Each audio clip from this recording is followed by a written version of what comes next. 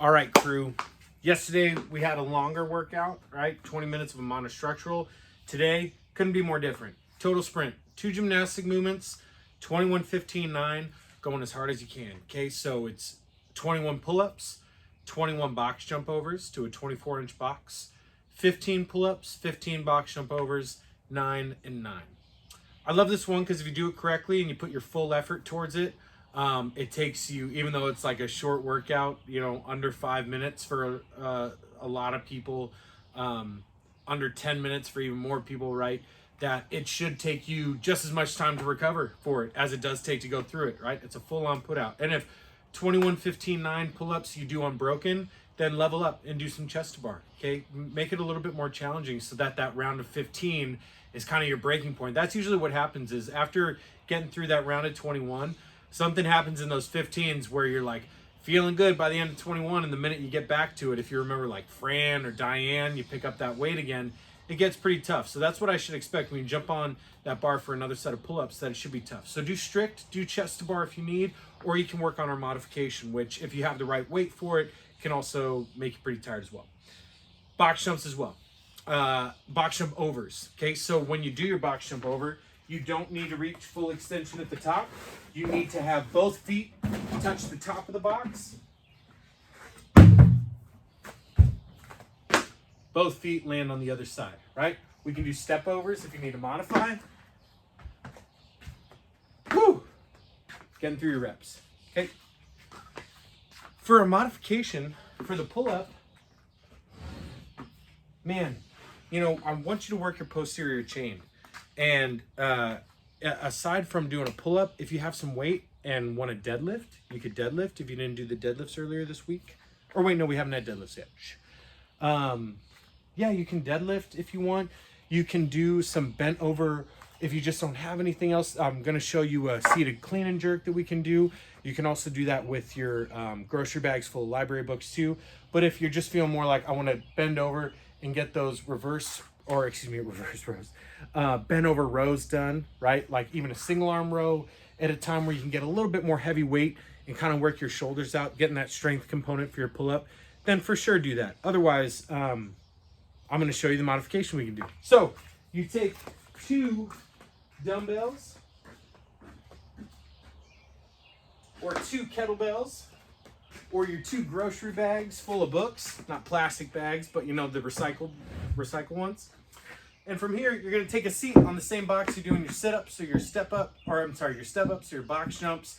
Whether it's a bench you're using 2, that's what you're going to use. And right from here, we pull up to our shoulders and press. So it's a seated clean and press. Working those shoulders out big time. I can get a little hinge, getting my shoulders over my hips as this weight drops down, almost more to absorb the shock of the weight going down, so it doesn't just hit my shoulders, but I can cushion it. And then keeping my chest up the whole time, I come up, curl, and press. So from the side.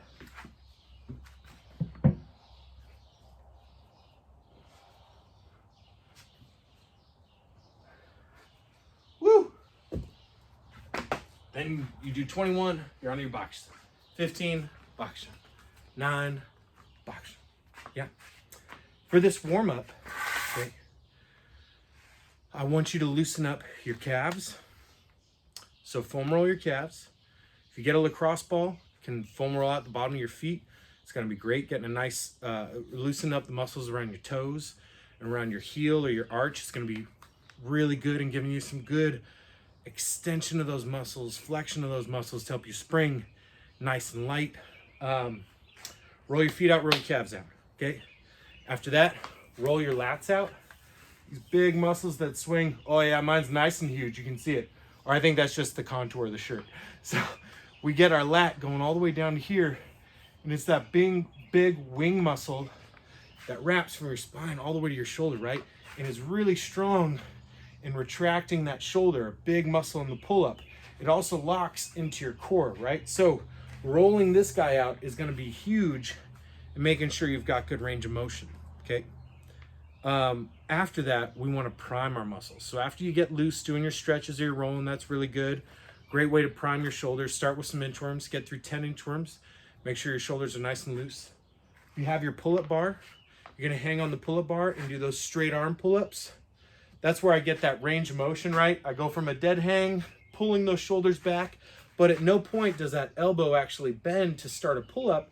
You're just moving your shoulder so that your scapular muscles, your rotator cuffs, your lats, we start to turn those on. It's like those are the ones that are starting to work because we're doing pull-ups. Yep. If you don't have a bar to hang from and do those activators, you can hit Superman and hold Superman. You can hold Cobra pose, which is where you lay down on your belly, get your toes tucked under, and then lift your chest up. Can't even see me, hold on. There you go, that's better. Toes are tucked under. I lift my chest up and pull those shoulders back, right? That's just a great way, like you're pinching a quarter between your shoulder blades, squeeze them back, and because your belly's on the floor, it's gonna be a really good way to wake up that posterior chain. Do some, don't just after you roll out and then do some shoulder stretches, get right into it, but maybe then jog or jump rope, try a few of your box jumps or box steps, and in between those sets, work on your pull-ups, right? If you really wanna have a true sprint output, then your first pull-up, you're not gonna do like 3 pull-ups and then wear yourself out for this, right? So don't worry about warming up too much is what I'm trying to say. I would hop up on the bar, do a set of 5 pull-ups, hop down. Same with the clean and jerks at lighter weight, the seated clean and jerk. Hop on the bar, do another set of 5, jump rope in between your sets, right? Spend like 4 minutes, 5 minutes where you're actually doing the movements you're gonna do with the WOD, but just at a pace that gets some oxygen through your body, some heat flowing through your body. At the end of it, you should be breathing, huffing and puffing a little bit, right? And then you take a 2-minute break and then start. Whenever we do sprints, a way that you prime your body, because when we're working out, we're stressing our system. So that's why we start breathing hard, because our body is trying to create energy and produce all this stuff.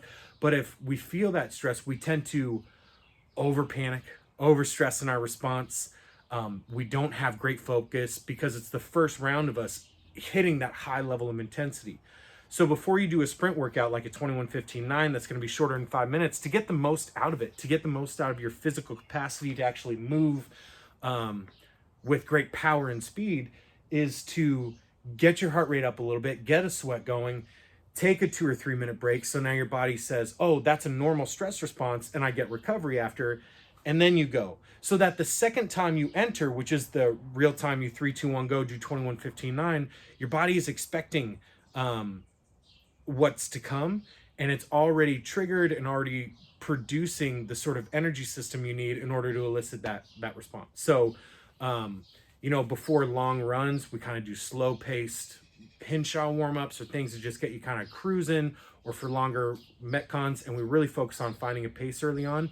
This, because your pace is 100% go, you want to prime that in your body. So I've said it a bunch of times, but do 3 minutes of a full effort workout that gets you going, huffing and puffing and breathing really hard.